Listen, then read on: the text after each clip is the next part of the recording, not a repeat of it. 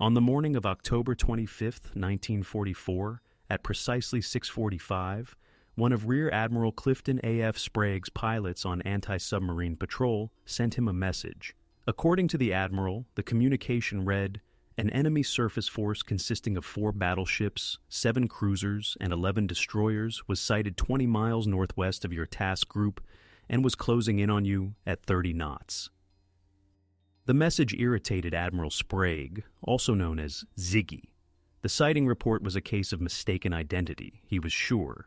With no small measure of frustration, he told himself, "Now, there's some screwy young aviator reporting part of our own forces." Most likely, Admiral William F. Halsey's swift battleship group included the enemy surface force. The 3rd Fleet of Halsey was actually located kilometers to the north. "Airplot! Tell him to check his identification," Admiral Sprague yelled into the squawk box before returning to his job. For the past 8 days, his 6 escort carriers, officially designated as Task Group 77.4.3, but commonly known by its call sign, Taffy 3, had been conducting support strikes for the recent landings on the Philippine island of Leyte, screened by 3 destroyers and 4 destroyer escorts. Sprague had another busy day of patrols and airstrikes planned, and Taffy 3 was in operation just east of Samar Island. The pilot who had initially reported the incident sent Sprague another message 3 minutes later. He radioed, "Enemy force identification confirmed. Pagoda masts are found on ships." Another indication that the surface force was not Admiral Halsey's battleships came at around the same time a dense pattern of anti-aircraft puffs started to explode off to the northwest. The pilot had just identified enemy gunners and was firing at them. Ensign William C. Brooks, a pilot from Pasadena, California, was dumping his payload on an enemy cruiser in retaliation. The ensign's payload of 2 depth charges, which are scarcely effective weapons against an opposing cruiser, was the sole issue.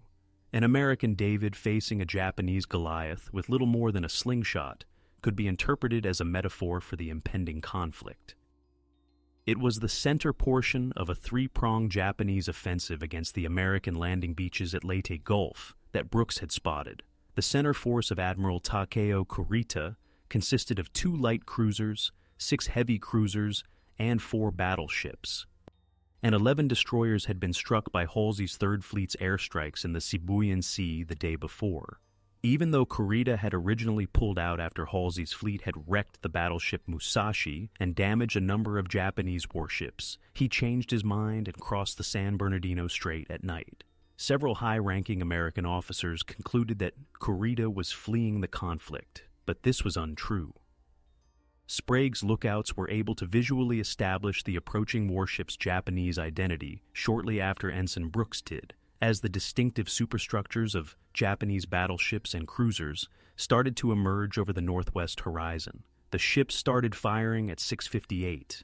Colorful splashes from the Japanese shells fell astern of Taffy 3 less than a minute later. The use of distinct color dye markers by each Japanese battleship enabled them to identify their own shells and modify their targeting. Admiral Sprague's command, Taffy 3, consisted of 4 destroyer escorts, Dennis, J.C. Butler, Raymond, and Samuel B. Roberts, 3 destroyers, Heermann, Hoel, and Johnston, and 6 escort carriers, Fanshawe Bay, St. Lo, White Plains, Kalinin Bay, Kitcoon Bay, and Gambier Bay. Although they were technically a member of Taffy 3, Kitcoon Bay and Gambier Bay were essentially a separate carrier division under Rear Admiral Ralph Ofstie.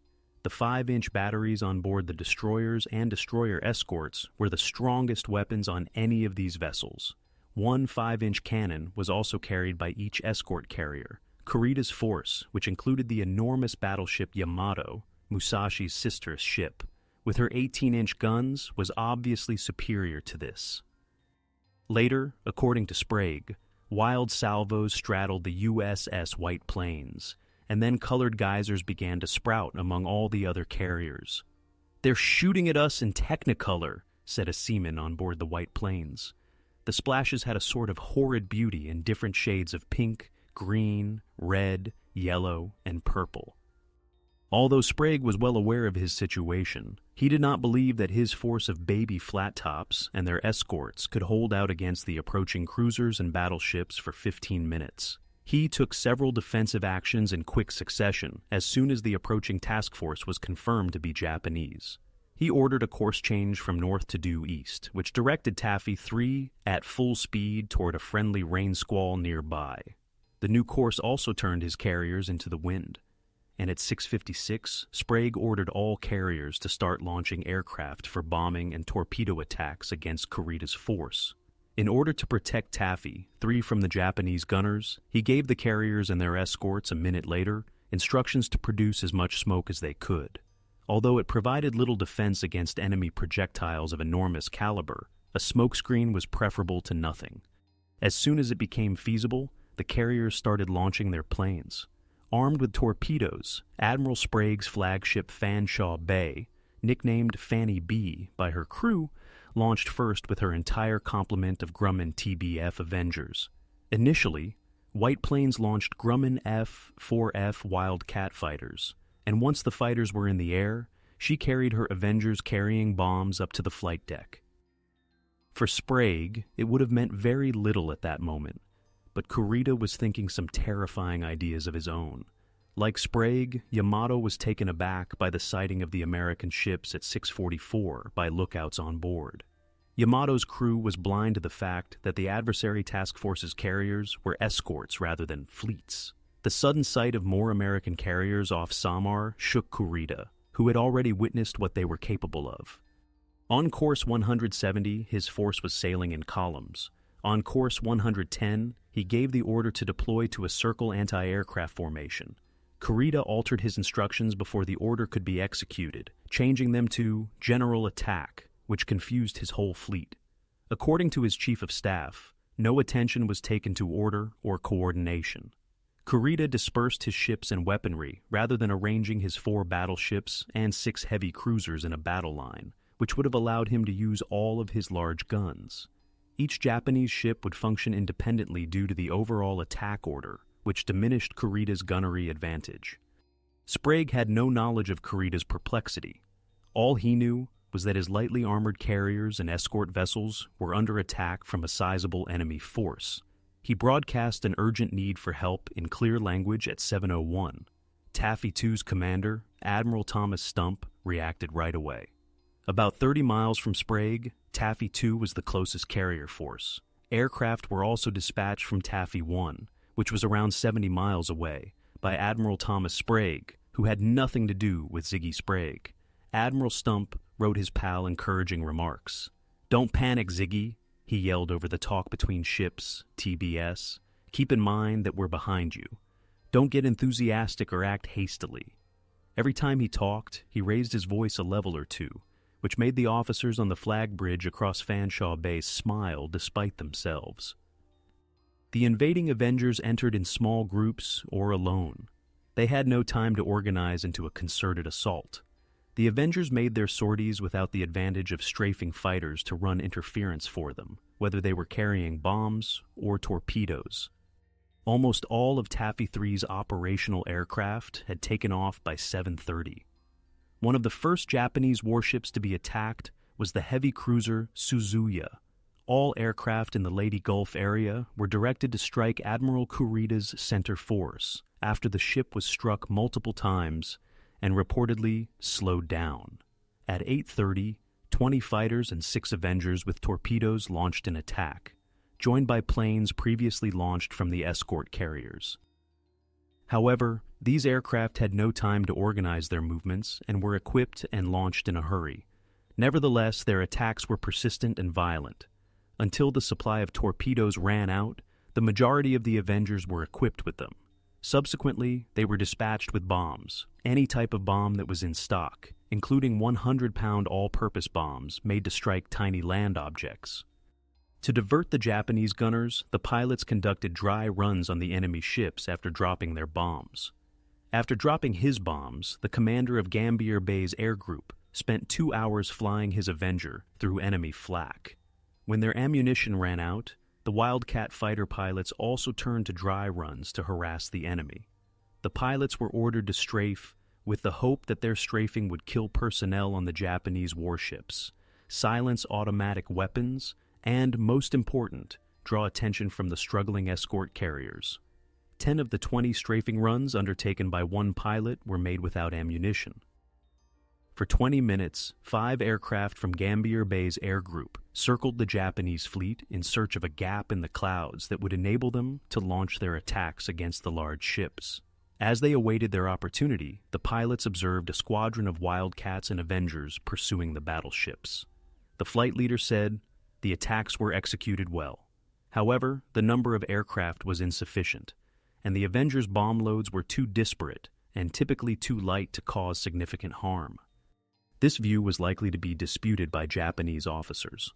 After the war, a Japanese officer told his American interpreter, "Even compared to the many experiences of American attacks we had already had, this was the most skillful work of your planes. The bombers and torpedo planes were very aggressive and skillful, and the coordination was impressive." Sprague sent his destroyers and destroyer escorts to fight Kurita's force in addition to his carrier's air groups. These screening battleships were normally responsible for defending the escort carriers against submarines, but now they would be doing something very different. Along with Heermann and Hoel, the Johnston was a Fletcher-class destroyer under Commander Ernest E. Evans, and it would turn 1 year old in 2 days. At 7:10, Evans started shooting at the Japanese ship Kumano. More than 200 shots were fired by Johnston at the cruiser, and many hits were seen. The Japanese vessels fired back. The warship was surrounded by huge splashes of 4 or 5 different colors. The radar-controlled Mark 37 fire control system and the Ford Mark I fire control computer gave American warships a clear gunnery edge against the Japanese. Despite the opposing warships' increased range, Johnston's 5-inch guns were able to hit their target regularly because to the radar-directed system's efficient firing solutions. To determine the range, Japanese gunners had to use the colored dye markers they obtained from the first salvos. Evans also ordered a torpedo strike to start. Sprague had given the order for all 3 ships to launch a torpedo attack, with Johnston joining Heermann and Hoel. Johnston attacked first because she was closest to the enemy, getting within 10,000 yards of Kumano. She fired all 10 of her torpedoes, and they were seen to run straight, hot, and normally. Evans changed direction and retired behind a smokescreen after all the torpedoes had been fired. About a minute later, the leading enemy cruiser emerged from the cloud, her stern section burning ferociously. 2 and possibly 3 heavy underwater explosions were heard by 2 officers. Another Johnston officer observed, "At the time, our torpedoes were scheduled to hit." According to most accounts, Kumano was damaged by 2 or 3 torpedoes. However, Kurita admitted that an American ship had only hit him once. Kumano withdrew from the battle. Additionally, the bombed heavy cruiser Suzuya, which was moving at 20 knots, retreated. Finally, 3 14-inch and 3 6-inch bullets struck Johnston around 7:30. These hits destroyed the gyro compass, knocked out the engine room and after-fire room, and cut off power to the steering engine and the 3 after 5-inch cannons. The ship was slowed down to 17 knots. 3 cops were killed when its radar antenna broke off its pole and crashed down the bridge. Evans' left hand's 2 fingers and every article of clothing above his waist were blown off. Numerous sailors who were assigned below deck perished. However, all stations responded yes to bridge questions, and the destroyer did not sink. Her crew had roughly 10 minutes to fix some of the damage as the same rainstorm that had engulfed the escort carriers moved over Johnston. Because Japanese gunners relied on optical rangefinders, their shots were sometimes ineffectual when smoke, rain, or clouds covered their target. Johnston would soon be able to use 3 of his 5-inch guns again. The battleship Congo was the objective of Hoel. At 14,000 yards, Hoel's skipper, Commander Leon S. Kintberger, opened fire on the German battleship. Congo retaliated, striking Hoel's bridge and cutting off all radio and voice communication. A half salvo of 5 torpedoes was fired at the battleship by Hoel 2 minutes after she had opened fire with her 5-inch guns. 7:33, Congo turned sharply to the left, avoiding the torpedoes. Because they were slow, American torpedoes were readily evaded. But in addition to slowing the Japanese vessel's assault, the evasive maneuver caused confusion. Major units the warships were separating all the time because of the destroyer torpedo attacks. Admiral Kurita himself stated, realizing that each time his ships had to turn to evade Taffy 3's torpedoes, he was losing more tactical control. Hoel was hit by a number of heavy-caliber shells while her torpedoes were still in their way. 3 cannons in the destroyer's port engine were destroyed, and the rudder was severely jammed to the right. Hoel found herself sailing directly at Congo before her rudder could be brought amidships. Her number 1 and number 2 guns kept firing at opportunities while steering was adjusted. Kintberger remained in the fight despite the destroyer being severely damaged. His remaining torpedoes were directed towards the heavy cruiser Haguro, which was at the head of the struggling cruiser column. Japanese records do not indicate that any of Hoel's torpedoes hit the cruiser, but all 5 of them raced directly toward their target, and large columns of water were observed to rise from the cruiser at about the time scheduled for the torpedo run. Kintberger made every effort to retreat southwest, away from the enemy's heavy artillery, after firing his final torpedoes. However, powerful cruisers were only 7,000 yards off his starboard quarter. The battleship Congo was only 8,000 yards off his port beam, and the destroyer had only 1 engine. Hoel was confined and lacked the speed to escape. One source said that every Japanese ship within range took a crack at her. For more than an hour, Hoel zigzagged while her 2 bow guns fired almost 500 rounds of 5-inch ammo at the most dangerous enemy ship. She personally took more than 40 hits at the same time, including 5, 8, and even 16-inch blows. Some of the armor-piercing shells passed through without detonating. However, the destroyer had numerous holes from these unexploded shells, many of which were below the waterline. As the Japanese heavy cruisers went by, Hoel's crew could see their anti-aircraft gunners in action. Hoel was dead in the water at 8:30 when the remaining engine was destroyed by an 8-inch shell. The ship started to settle by the stern and flood. There was nothing Kintberger could do but instruct, "Get ready to leave the ship." A few crewmen remained to ensure there would be no explosion. No. While the destroyer was being abandoned, 1 magazine caught fire. Hoel eventually rolled over and sank at 8:55 when all of the sailors had departed the ship. Until the very end, Japanese ships kept firing at her. The command to join Hoel and Johnston in the torpedo strike was not heard by Heermann, the final of the 3 American destroyers. She just did not hear about it since she had been too busy vetting the escort carriers. At 7:50, the order was finally received, and Heermann charged through the remaining carrier formation at full speed. Because of the smoke and the rain, visibility was poor. Commander Amos T. Hathaway, the commander of the destroyer, had a lot on his plate. In order to prevent a collision, Hathaway had to alert his engine room to go to emergency astern twice. As it transpired, Hoel and Samuel B. Roberts, the destroyer Escort, were only barely missed by Heermann.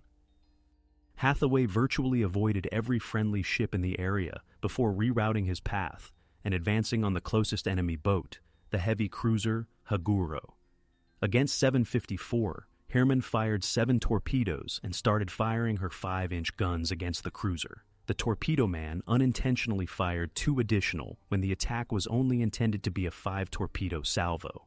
After evading every torpedo, Haguro started shooting at the Heermann. The cruiser's salvos all failed to hit their objective. After unleashing his torpedoes, Hathaway turned his back on Haguro and made his way toward Congo and Haruna. Yamato and Nagato, the 4th Japanese battleship, were positioned astern of these 2 warships. Although it appeared that enemy warships were present everywhere on the compass, Hathaway believed that more enemy warships meant more targets. He moved his 5-inch guns to the cruiser Chikuma and turned to course 270 to position himself to fire the remaining torpedoes. Congo, Nagato, and Yamato were aiming for Heermann while Heermann was firing at Chikuma. She was surrounded by splashes of red, yellow, and green shells, yet nothing bigger than shell fragments struck her. Heermann had ducked around the battleship's heavy guns and was now just 4,400 yards from Haruna. At 8 a.m., Hathaway fired his 5-inch batteries at Haruna, released his final 3 torpedoes, and broke away. Between 7:50, when Hathaway started running quickly past Taffy 3's escort carriers, and 8:03, when he turned away from Haruna, all of this crazy activity took place in a matter of minutes. It was a fortunate 13 minutes for Heermann. Despite being the target of many Japanese warships, the ship had escaped hostile fire. One of her torpedoes struck Haruna, according to Heermann's action report, while 2 of them missed their target and went toward Yamato, along with 2 others that were likely fired by Hoel at another Japanese ship. In order to avoid the torpedoes, Yamato turned away and continued northward for roughly 10 minutes. Yamato was essentially removed from the battle as a result. At the height of the conflict, Kurita had lost both his largest battleship and what should have been his most potent gun platform. Kurita was starting to believe that he was up against a large American task force rather than a few of destroyers and escort carriers, but the fight was far from done. While Hoel was firing her torpedoes at Haguro, Sprague gave the order for his destroyer escorts to start running at Kurita's destroyers. He yelled, "Little wolves, form up for a second attack." The radio call sign for the destroyer escorts was Little Wolves, and the code for the destroyers was Wolves. The destroyer escorts had been deployed almost exclusively to anti-submarine missions up to this point. For Taffy 3's Little Wolves, torpedo strikes on battleships and cruisers were novel. They jumped right into the work. Raymond faced the top Japanese cruiser, Haguro. She fired 3 torpedoes at a distance of roughly 6,000 yards just before 8 a.m. Raymond veered off course and fled the scene as fast as he could, while Haguro turned to avoid them. Dennis did exactly the same thing. She made a fast turn to the southwest and launched her torpedoes against the closest Japanese ship, probably Tone or Chokai. Dennis began fire with her after 5-inch battery on a ship already under air attack at approximately 8:10. Dennis and the cruiser exchanged gunfire for nearly 7 minutes until Dennis swung quickly to the southwest. All of the Little Wolves turned around and went southwest as soon as they launched their torpedo attacks, shooting the closest enemy ship with their 5-inch guns and producing smoke. Given that all of the small ships were wheeling and swerving to dodge enemy salvos, it is nothing short of amazing that none of them were struck by enemy gunfire or collided. No one on either side had even a vague general idea of what was happening. Rain and clouds made it harder to see, and occasionally they completely obscured it. Visibility was further hampered by smoke from the destroyers, destroyer escorts, and escort carriers. Japanese officers were still mostly unaware of the situation they were in. Initially, it was believed that the escort carriers of Taffy 3 belonged to Admiral Halsey's Third Fleet. They were recognized as Japanese carriers by some lookouts. Others said they spotted battleships and cruisers. Tone and Haguro both claimed to have fired on a heavy cruiser, the Johnston, while Haguro fired on a destroyer, the Raymond. The American escort warships started to get damaged by Japanese gunners. At approximately 8:50, Tone struck Dennis directly. About 3 feet above the waterline, the shell passed through the main deck and out the starboard side. A second hit knocked out her 40mm gun director 10 minutes later, and a third hit hit her number, one 5-inch gun shield, making the gun unusable. The destroyer escort changed her course to 220 and retreated to the southwest because she had already lost her number, 2 gun due to mechanical issues. Simultaneously, Samuel B. Roberts was struck and quickly followed by 3 more. Around 9 in the morning, Commander R.W. Copeland, her commander, reported a tremendous explosion caused by 2 14-inch shells launched by Congo.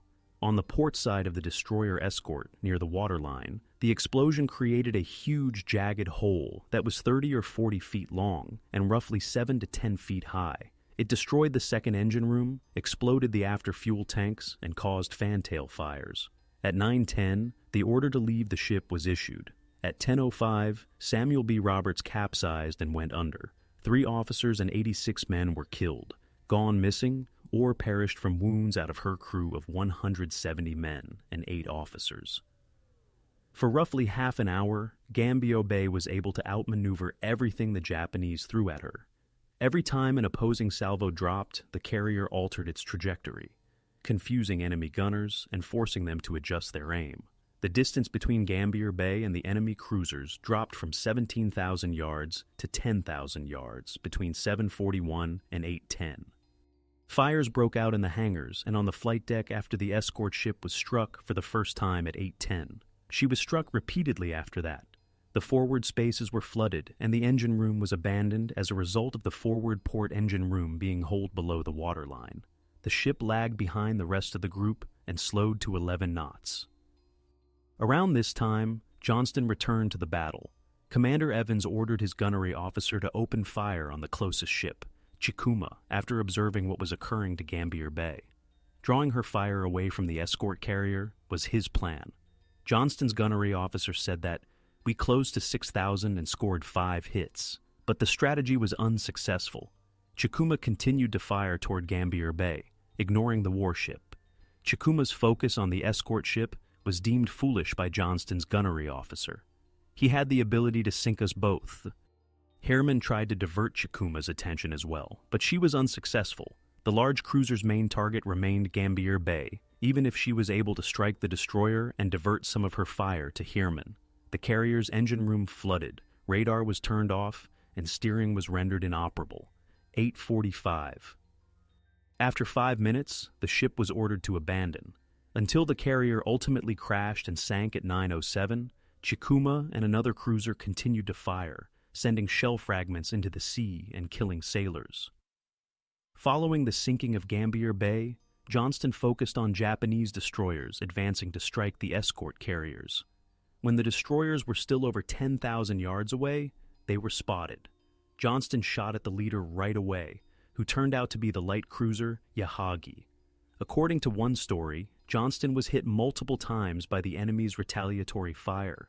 After Johnston struck Yahagi around a dozen times, the cruiser made a 90-degree maneuver to starboard so that it could fire torpedoes. At 9:05, Yahagi launched 7 torpedoes, and the Japanese warships soon followed. Their distance from their aim was too great. Kalinin Bay, the closest carrier, was 10,500 yards away. Johnston's resolute onslaught shook the squadron commander, who made the hasty decisions to discharge torpedoes.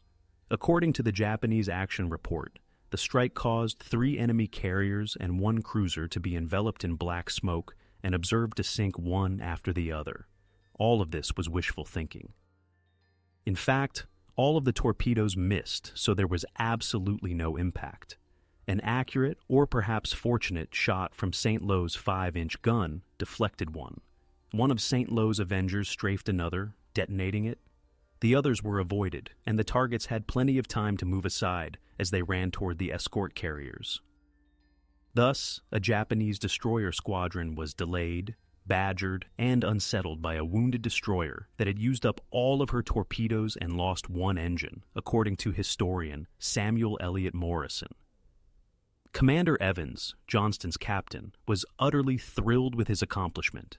He laughed and said, "Now, I've seen everything." Evans, however, did not have much time to rejoice. The Japanese destroyer squadron focused on Johnston after firing its torpedoes. The destroyer was struck by what has been called an avalanche of shells. All communications and power were cut off, and the only weapon capable of firing back was the manually operated number, 4 5-inch cannon. One of Johnston's officers recalled, "There were multiple destroyers on our starboard side, 2 cruisers on our port, and another dead ahead of us." Johnston died in the water at 9:40 as the Japanese destroyers circled around her and fired at her, like Indians attacking a prairie schooner. Evans ordered the ship to abandon 5 minutes later. One of the Japanese destroyer's captains saluted when the destroyer went down just after 10:10. That morning, it was one of the few brave deeds displayed. The losses weren't all one-sided. 8 of the cruiser Chokai's long-lance torpedoes were activated when a 5-inch shell, possibly from White Plains, struck the ship. The cruiser was slowed down and lost formation as a result of the ensuing explosion, which also damaged her engines and knocked out her rudder. The damage was finished by a flight of Avengers, who scored 3 hits on the bow, 1 hit and 2 near misses on the stern, and 5 bomb hits amidships. According to a report from Haguro, the heavy cruiser sank around 9:30 after one of the pilots saw it go about 500 yards, blow up, and sink within 5 minutes. Admiral Stump's Taffy launched an airstrike that destroyed the cruiser Chikuma. According to Stump, 2 cruisers were struck by his torpedo bombers. According to Tone's action report, at 8:53 a torpedo attack knocked out Chikuma. Despite losing 2 cruisers, Kurita had enough firepower to sink the remnants of Taffy 3, since before 8 in the morning, his cruisers and battleships had been firing at the American escort carriers. At 7:50, Gambier Bay was hit directly. 4 8-inch rounds struck Fanshawe Bay, resulting in 3 fatalities and 20 injuries. A 6-inch salvo destroyed White Plains, and fragments of shrapnel wounded several Marines at Kitkoon Bay. At least 13 8-inch rounds struck Gambier Bay, which most likely would have been destroyed if not for the tenacity of her damaged control crew. Power was restored, steering control was done by hand from far below decks, and holes below the waterline were sealed. The ship stayed afloat. The fact that Johnston had short-circuited Admiral Kurita's destroyer strike was the final Japanese offensive operation of the morning was unknown to anybody on board any of Taffy 3's carriers or escort ships. Sprague was busy avoiding torpedoes on the Fanshawe Bay Bridge at 9:25 when he heard one of his signalmen yell, "God damn it, boys, they're getting away!" Sprague turned to see what was causing all the yelling. He said, "It took a whole series of reports from circling planes to convince me, but it looked as if the whole Japanese fleet was retiring." It was accurate.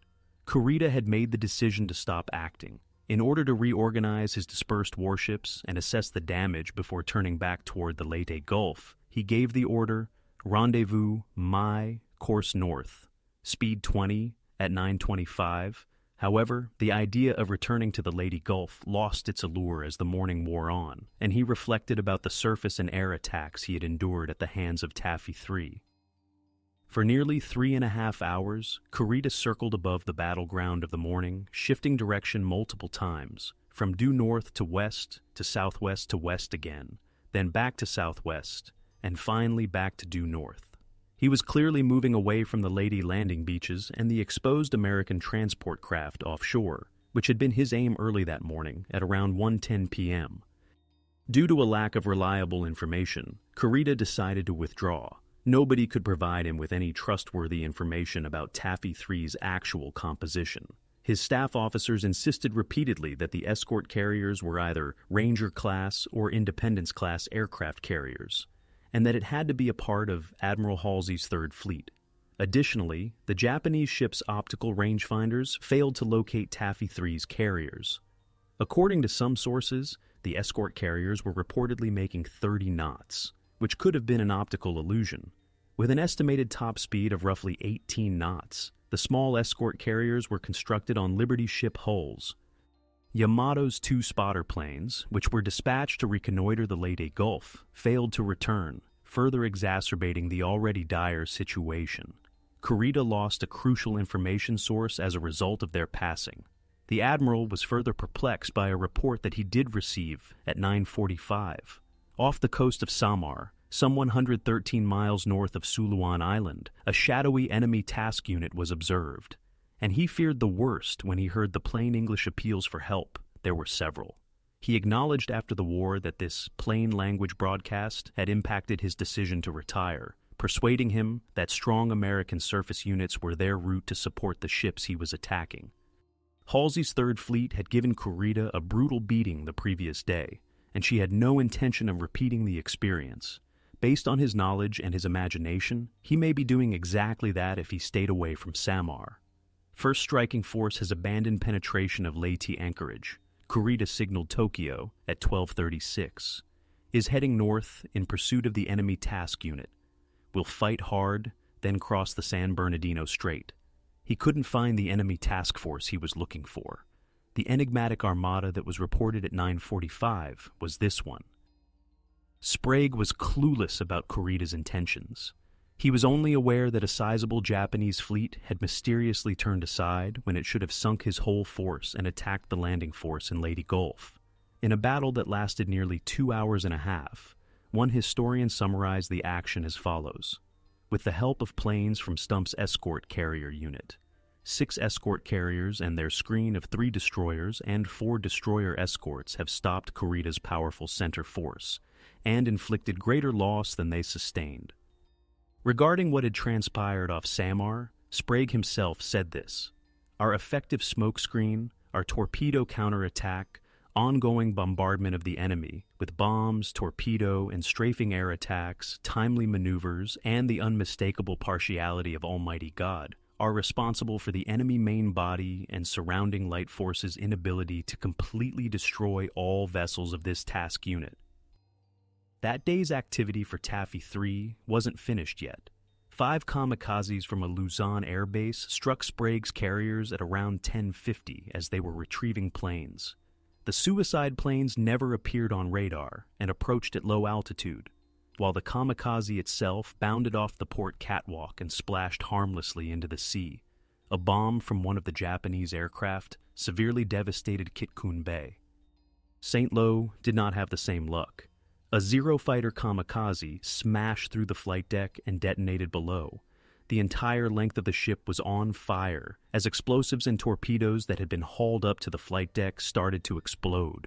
St. Lo went down in a thick smoke cloud at 11:25. Prior to being renamed when one of the new fleet carriers took Midway's place, St. Lo was commissioned as the USS Midway. After surviving Admiral Kurita's center force's heavy weapons, the old-timers attributed St. Lo's misfortune on the carrier's rebranding. Everyone was aware that renaming a ship would undoubtedly bring misfortune. In no engagement of its entire history has the United States Navy shown more gallantry, guts, and gumption than in those 2 morning hours between 0730 and 0930 off. Samar, Morrison wrote aptly about Taffy 3's battle. Many articles on various aspects of World War II have been written by author David A. Johnson. Prometheus Books is currently selling his most recent book, Yanks in the RAF.